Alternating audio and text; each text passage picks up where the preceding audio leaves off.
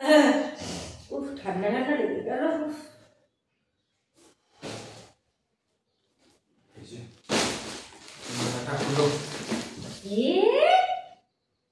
হ্যাঁ, তুমি আমার জন্য কেনাকাটা করে এনেছো? এত বড় সারপ্রাইজ দেবে আমি ভাবতেই পারিনি। কি আনন্দ হচ্ছে আমার। এটা তোমার নয়। তাই তোমার? তুমি এই বললে আমি আর জামা কাপড় কিনবো না, এইটুকুই থাক, আমার কাছে পয়সা নেই। আবার কিনলে নিজের জন্য? এটা আমার বলেছি? তাহলে কার? এটা তার, যে তোমার মেয়ের স্কুলের মাইনে দেয়, যে তোমার ছেলেকে ঘুরতে নিয়ে যায়, খেলতে নিয়ে যায়, যে তোমার বাড়ির কাপড় কেচে দেয়, যে তোমাকে চা করে খাওয়ায়, যে তোমার 12 বছরের অত্যাচার সহ্য করে এখনো বাড়িতে টিকে আছে, এটা তার।